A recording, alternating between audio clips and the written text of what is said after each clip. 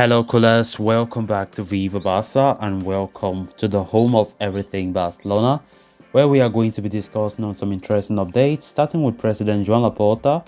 In a recent interview, the Barca president slams LaLiga for being lenient during Josep Maria Bartomeu's tenure, saying that crazy contracts were given.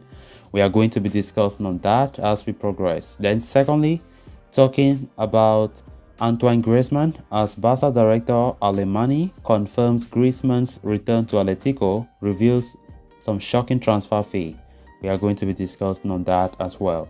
So guys, before we get right into it in more detail, please do well to subscribe to the channel if you haven't. If you're just coming across the channel for the very first time, you are highly welcome. Consider liking the video and please watch it right up to the very end. Barca! Barca! During the Ordinary General Assembly of Barcelona, club president Joan Laporta shed light on the process that the team will adopt to rectify the financial levers that the Catalans had pulled in order to gain the monetary benefit ahead of this season. During the assembly, the partners were also asked to approve the appointment of the new president of the Economic Commission. Many aspects, including the president's report and approval of the settlements of the financial year, and budget of the financial year corresponding to the 2022-23 season were discussed. Before the club president took the stage, a video recalling the club's situation and its evolution over the last year and a half was shown. After that, Joan Laporta began his speech by saying that the members' efforts pulled Barcelona out of financial trouble. He said, "Together we saved Barca. What we inherited was very, very bad. The hole that was left was huge, but we have been covering it bit by bit," the president said, according to Mundo Deportivo. "We come from a lack of governance and internal controls that caused the club to collapse. I can proudly announce that this October Spotify will launch its application in Catalan." Laporta added that when we took over the team, it was in a really bad financial state, but it was their perseverance that made the team stable again. He said, "We came from a situation with debts, losses, in a situation of collapse and default with banks and even with the statutes themselves. The viability of the club was in danger. We could be conservative, but it led us to sporting disaster and economic ruin. Another option was to ask for an economic contribution from the members, but they were not responsible. You did not reserve it. We love Barca and the Catalans. We rolled up our sleeve and we worked hard, generating enthusiasm and satisfying the desire to want to have fun when we're with Barcelona. We made a strategic plan to seek sporting excellence again and a commitment to essence. We own the club." On the budget, he said, "We have achieved the best budget in history with revenues of 1,255 million euros and profits of 274 million euros. Furthermore, he admitted that Barcelona cannot rely just on the levers, but added that the team now has the capacity to attract global capital. He said, "We define levers as operators that optimize our resources. Barca is alive and we have an enormous capacity to attract capital. We are aware that we cannot operate on the basis of levers alone." He continued by saying the financial prowess of the other European giants is equally worrying, given that they have unlimited resources, which is why the team is supporting the idea of the new Super League. He said, "The financial situation of European clubs is very worrying. State clubs have unlimited resources and UEFA give them power. That's why they support the Super League. That's why we support the Super League. Soon we will have news and dialogue channels will be established.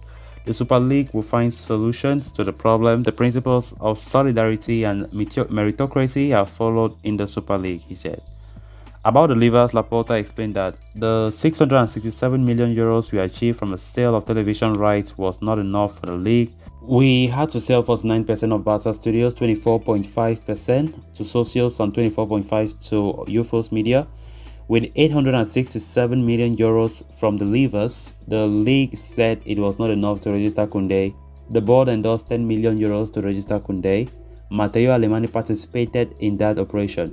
Laporta also spoke about the contracts of the players in the team and the reduction of salaries suggesting that they have reduced some salaries and are trying to reduce others. During this, he hit out at LaLiga for their leniency during the time Jose Maria Bartomeu was president at the club. He said, "I would have liked if LaLiga had shown some sort of control they are doing now to us when they were aware of the crazy contracts." Lastly, the president of Barcelona pressed that the club is owned by the members and only these members will decide the future of the team. "We do not have a state mind or a tycoon, nor do we have them.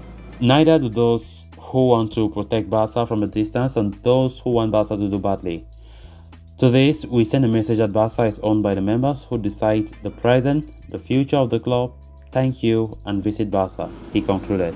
Then moving on to the next story of discussion, from the first day onwards, Barcelona fans were heavily skeptical about Antoine Griezmann's potential move to the Catalan capital. Not only was the fee involved quite heavy, upwards of 120 million euros, but his tactical fit in the starting lineup seemed confusing too. Long story short, all the skepticism turned out to be right for Griezmann as he failed to find a suitable place in the team across 2 seasons. While his second season when Koeman was in charge was far better, Barcelona and the player alike did not bother thinking twice when Atletico Madrid came calling him back. A 2-year loan spell was struck with the obligatory purchase clause of 40 million euros if the player ended up playing a particular number of games. However, Diego Simeone's men found a way out of paying 40 million, bringing the World Cup winner only from the 60th minute mark onwards.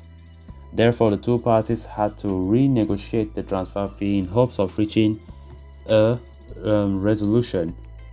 Xavi, speaking during his pre-match press conference, already confirmed that Barcelona and Atleti have reached an agreement for the sale of Griezmann. Today, the same has been relayed by Barcelona sporting director Mateu Alemany, who has also revealed the new transfer fee. He said, "Deal has been completed this week. It is done for 20 to 25 million, depending on bonuses," he said, as related by Fabrizio Romano.